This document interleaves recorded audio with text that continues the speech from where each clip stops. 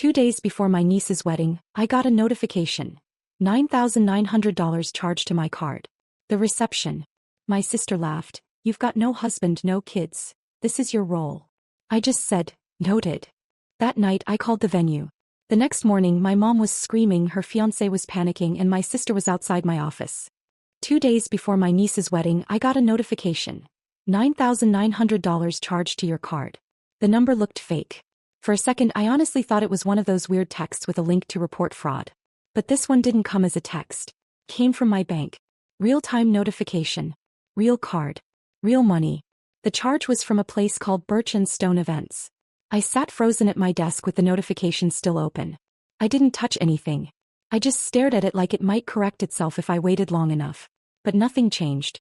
Birch & Stone. That was the name of the venue they'd booked for the wedding reception. The one with the vineyard and the chandeliers and the $200 per plate dinner. I remembered the name from a conversation 3 months ago, when my sister proudly announced they'd splurged, because it was a once-in-a-lifetime moment. Except apparently I was the one paying for the moment. No one had asked me. I had never offered. There wasn't even a discussion. It was just done. And someone had used my card. I wasn't part of the wedding committee. I wasn't a bridesmaid or a godmother or anything ceremonial. Just the single aunt with no husband, no kids, and, as my sister liked to say, a flexible schedule and no real responsibilities. Apparently now that also meant flexible bank accounts. I didn't call anyone. I just drove to my mom's house. She was hosting a wedding prep brunch with the bridal party. I hadn't been invited, which made what happened next even more ridiculous. I walked in through the back door and found all of them in the kitchen. My sister slicing strawberries, my niece trying on shoes, one bridesmaid adjusting a flower arrangement on the table. It smelled like Prosecco and hairspray. When I asked who used my card for the venue, no one answered at first. Then my sister shrugged and said, well, yeah. We had to pay the final deposit. And you don't really have anything tying you down, so we figured it'd be easier for you to float it for now. I mean, you always say you want to help. Then she laughed. You've got no husband, no kids. This is your role. I didn't say anything else. I didn't fight. I didn't curse or raise my voice. I just looked at her and said, noted. Then I left. That night I made exactly 3 calls. First to the bank. I reported the charge as unauthorized and walked them through what happened. They froze my card, flagged the account, and told me I'd likely get the money reversed in 3 to 5 business days. Second, I emptied the rest of that account. Not a dollar left behind. If anyone had saved the number, they were going to get nothing but a decline. Third, I called Birch & Stone Events and told them the card on file had been used without my permission. The woman on the line was surprisingly professional, but I could tell by the pause in her voice that things were about to get chaotic. By the time I went to bed, I had already started thinking about everything else. The business my sister and I were planning to launch together, the joint investment we'd been researching, even the email draft in my inbox about an LLC in both our names. All of it. Cancelled. Mentally shredded. And in the morning I woke up to my phone lighting up like a Christmas tree. Mom screaming. Her fiancé pacing in the background, yelling about breach of contract. My niece sobbing. And at exactly 8:42 a.m., while I was walking into work, my sister was already standing outside the office building. Face pale. Arms crossed. The same woman who said this was my role didn't seem so confident anymore. She was already waiting when I pulled into the office parking lot the next morning. I recognized her car parked slightly crooked, hazard lights still blinking like it was some kind of emergency, which to her it probably was. I didn't slow down. I parked on the other side of the lot, grabbed my bag and walked in without acknowledging her. She got out and started calling my name, but I was already through the doors. She followed me into the lobby, fast walking like I might escape her. When I got to the elevator, she tried to squeeze in behind me, but I just looked at her and said calmly, "Don't. Not here." She didn't listen. She was still talking as the doors closed. Something about how I didn't understand what I'd done. That I'd blindsided her and my niece, that I'd humiliated them both. I didn't respond. Just rode the elevator up, badged into my floor and shut my office door. A few minutes later, security called to let me know someone was downstairs causing a scene. I told them I didn't authorize any guests and hung up. She stayed in the parking lot for almost 2 hours. I could see her from my window. During that time my phone vibrated nonstop. Niece's fiancé. Blocked numbers. At one point I had 14 missed calls and a dozen messages all trying to do the same thing. Pull me back in. Not one of them asked what happened. Not one of them asked if I was okay. They just kept telling me how much damage I'd done. That I was making the biggest mistake of my life. That I had committed to something, even though I hadn't. At 12:14 p.m. I texted my sister one sentence. The answer's no. Please stop contacting me. That was the last direct message I sent her. Within 20 minutes, my mom called again. When I declined, she sent me a paragraph. She started it with, "I'm not taking sides," and then spent 4 lines doing exactly that. Said I'd acted rashly, that I'd overreacted, and that families sometimes make decisions together without always explaining them first. That this wasn't about money, it was about love. About showing up. The voicemail she left afterward was longer. I didn't listen to it. Still haven't. What got under my skin was the message from an unknown number. "This is Daniel's mom. I don't know what's going on, but you're hurting everyone. The wedding is 2 days away. You're destroying it." I blocked her. Blocked 2 other numbers after that. Apparently my number was now part of the family group panic strategy. Nobody was stopping to ask how using someone's card without asking, for nearly $10,000, might have consequences. No one paused to think about how outrageous it was that they didn't even ask first. Or apologize. They just assumed I would fix it. Because that's what I'd always done. And for the record, this wasn't about money. Not really. It was about entitlement. The kind that builds slowly over years and finally spills over in a way that forces you to look at everyone differently. This wasn't an accident. It wasn't a miscommunication. This was intentional. They had planned it. Called the venue. Gave them my card. Hit pay, and thought I'd be too soft to push back. So I made one more move. That night, while they scrambled to figure out what to do, I logged into the shared drive where my sister and I had been planning a small business together. Something we'd started drafting a few weeks ago. I removed my name from every document. Deleted the joint proposal. Backed up all my files. Closed the shared folder. The texts kept coming. Someone posted a vague message online about fake family. I didn't need to check who it was. And the cherry on top? A cousin sent me a screenshot of a Facebook comment from one of the groom's relatives, accusing me of being a jealous, bitter spinster. Said I'd sabotaged the wedding because I didn't have one of my own. The wedding hadn't even happened yet and they were already rewriting the story. But that's when I knew they were desperate. The venue had cancelled their date. The charge had been flagged and reversed. The money was gone and they had no backup plan. And for the first time in years I felt calm. Let them scramble. By Friday morning, one day before the wedding, the panic finally set in. No more texts from my sister. No voicemails from my mom. Nothing from the niece who'd used me like an ATM with no PIN. It was dead silent. Which, after the storm of calls and accusations from the day before, told me everything I needed to know. They weren't regrouping. They were unraveling. Around 9 a.m. my cousin Lydia messaged me a screenshot from a group chat. I hadn't been in it obviously, but my name had popped up 6 times. My sister was venting in real time, not to me of course, about how the venue wouldn't budge, and how the payment dispute had triggered a full cancellation. Not just the ballroom but the ceremony space, the bridal suite, the bar, everything. She was devastated, according to the messages. Not sorry. Not embarrassed. Just inconvenienced. Apparently, Birch and Stone had rebooked their date hours after the charge was reversed. There'd been a wait list and a couple had jumped on it immediately. No refunds, no reversals. A completely airtight contract. My niece lost her dream wedding because someone assumed my wallet was family property. I didn't celebrate. I wasn't happy about it. But I'd be lying if I said I didn't feel some kind of clarity. This wasn't a misunderstanding. This wasn't stress.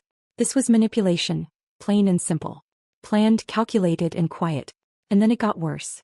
I pulled up my bank account and did a more detailed sweep. That's when I found it. Not one charge. 7. A $472 linen rental. A $680 vendor deposit. A $300 lighting package. $160 for makeup trials. $240 in miscellaneous supplies. Even $129 for bride and groom robe sets from some Etsy store. One $600 floral delivery fee. All spread out over 2.5 weeks. Small enough that someone thought I wouldn't notice. None of them authorized. None of them even mentioned. This wasn't a single desperate act. It was a system. They'd planned to fund this wedding through me like I was some invisible sponsor. I'd bet anything they had a group chat where my name was a punchline. She'll never check. She has no kids, what's she saving for? That kind of logic. The cruel, casual kind people get comfortable with over years of not being told no. I called the bank and froze everything tied to my sister. That included 3 very old logins from when she once needed help after her divorce. Subscriptions she forgot to cancel. A shared backup account for emergencies that I'd never actually used. Everything shut down. Zero access. That safety net? Gone for good. Around 2 p.m. my mom showed up at my apartment. No warning. No call. I watched her through the peephole, standing there with a box of pastries from the Italian bakery I used to love. She buzzed. Knocked. Spoke softly through the door. This has gone too far. She made a mistake. Your family, Judy. Then came the note. She slipped it under the door like we were back in high school after a fight. It said, they made a mistake, but you're making this personal. Don't throw everything away over one decision. One decision. That's how she framed thousands of dollars in theft. I didn't reply. I dropped the note in the trash, poured myself a cup of coffee and turned off my phone for the rest of the afternoon. By early evening, the real damage started leaking through. A friend of mine who's close with the groom's family texted to tell me there was a last-minute attempt to move the reception to a private room at a local steakhouse. No D-Day. No dancing. Just a rush dinner with a cash bar and a strict time limit. It wouldn't fit everyone, so they were cutting the guest list in half. Vague excuses were being sent out. Unforeseen complications, venue changes, just a more intimate vibe. One bridesmaid dropped out. Another cousin decided not to travel in at all. They were scrambling to put together a wedding in less than 24 hours. And through all of it, still not a single apology. Not a message from my sister owning what she did. Not a word from my niece, who still had the audacity to keep her wedding countdown active on Instagram like nothing had happened. No accountability. Just silence and damage control. Then finally, at 10:46 p.m. I got one last message from my sister. No greeting. No emotion. Just this. You've made your point. Don't come tomorrow. I stared at it for a second, let the weight of it settle and typed back. Understood. No sarcasm. No final jab. Just closure. They wanted to treat me like an outsider. So I stepped into the role. I had no intention of fixing anything. Not this time. Saturday morning came and the first unexpected thing happened before noon. There was no wedding. At least not the one they'd planned. I found out through Lydia again. Short message. No emojis. Just facts. Ceremony cancelled for this morning. They're trying to move everything to tonight. Something blew up with Daniel's parents. That caught my attention. Up until then, the groom's family had been quiet. Neutral. I'd assumed they were scrambling behind the scenes, maybe annoyed but cooperative. Turns out that wasn't true at all. By mid-morning, the details started trickling in. Daniel's parents had offered to help cover a last-minute replacement reception on Friday night. Nothing fancy. A small venue. A dinner. Enough to keep the wedding from collapsing entirely. My sister rejected it. She insisted that since the original plan was ruined, they should still aim big. She wanted something worthy of photos. Something that didn't look like a downgrade. That's when Daniel's father lost it.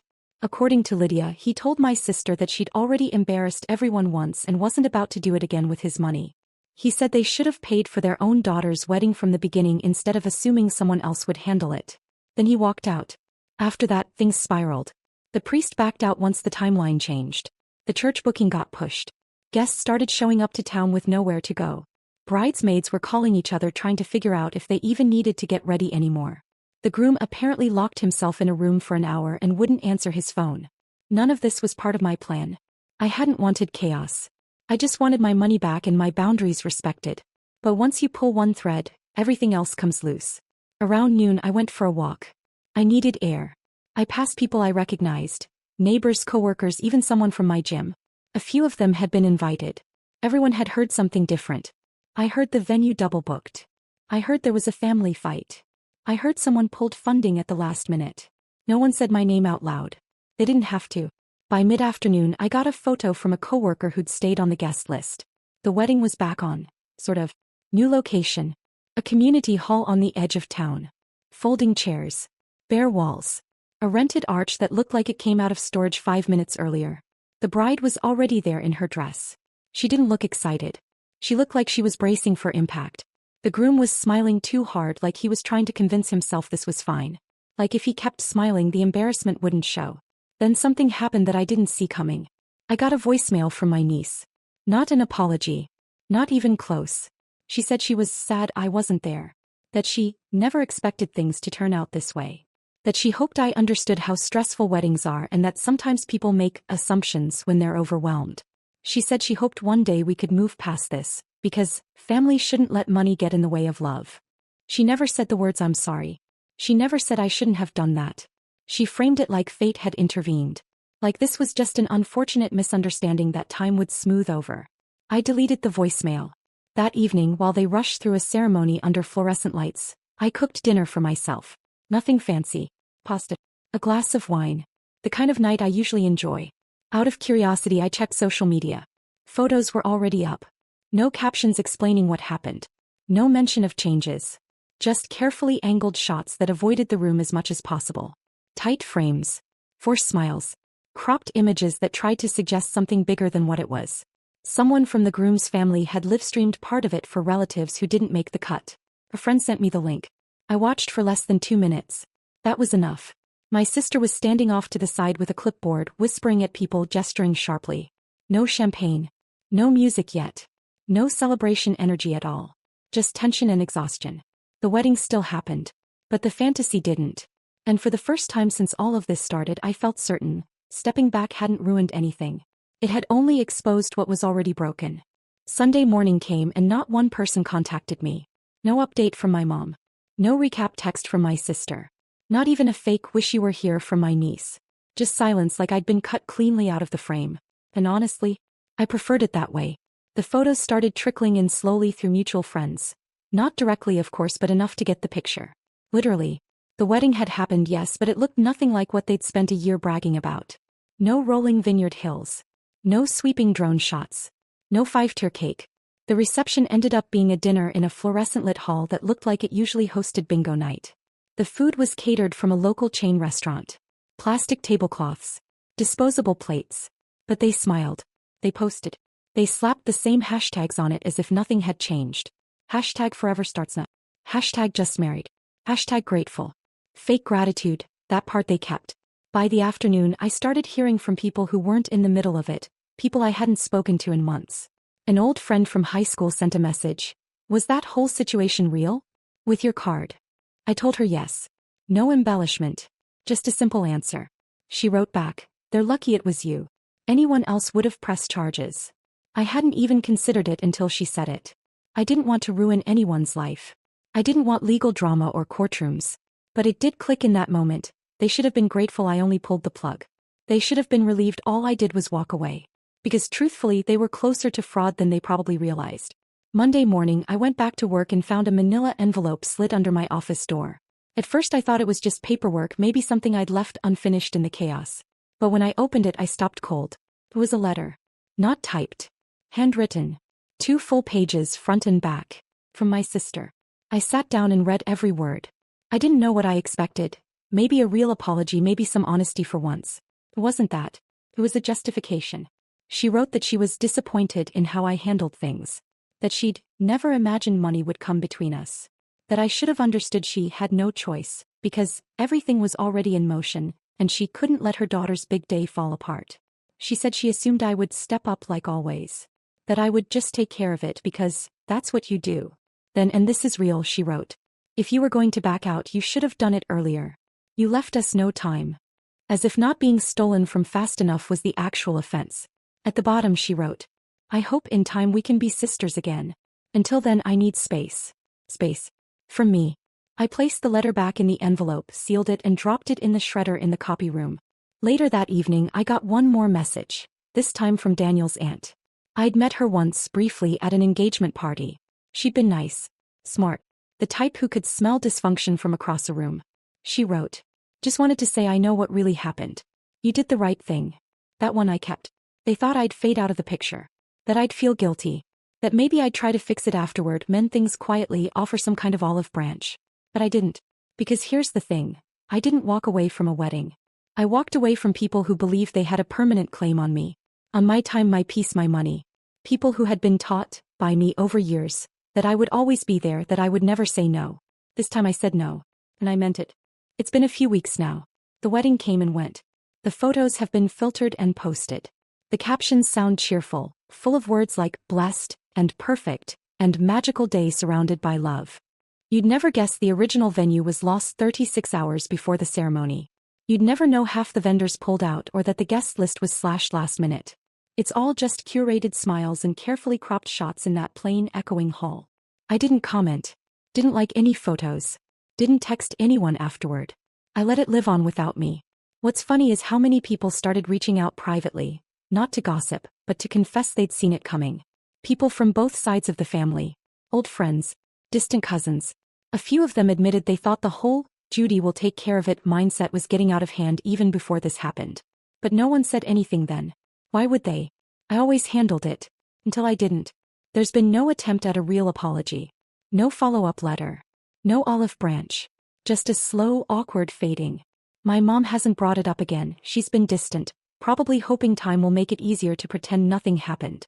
My niece unfollowed me on every platform. That one made me laugh. Like that's going to change anything. But I'll tell you what did change. The business my sister and I were planning? Gone. I filed to start it under my name only. Pivoted the idea, found a new partner. Someone who respects boundaries. Someone who doesn't laugh when I talk about protecting my time and energy. I've started doing small things differently too. Changed my passwords. Reviewed every account I've ever shared access to. Cancelled old subscriptions with her name on them. It's like I'm quietly closing doors that should have been shut years ago. I even went to a financial planner last week. Told her the whole story. She didn't flinch. She said, "Sounds like you've finally treated yourself the way you treat everyone else." That stuck with me. And as for the family, they're adjusting. From what I hear, they're spinning new versions of the story now. I'm the difficult one. The cold one. The one who overreacted. Some of them have said I should have handled it privately, as if getting robbed quietly would have been more polite. But no one's trying to use my card anymore. So I guess the message landed. The last I heard, my niece and her new husband were having trouble with some of the leftover bills. Apparently, a few vendors are still chasing them for balances that never got paid. The venue didn't refund their deposit and they're not exactly flush with cash. I don't feel bad. They made a choice. And so did I. Because sometimes, the kindest thing you can do for yourself is stop being the person people count on because they know you won't say no. Sometimes the lesson isn't just for them. It's for you. And I learned mine the moment I saw that $9,900 charge and realized. The reason they felt entitled to my help wasn't because they were cruel. It was because I kept giving it. Not anymore.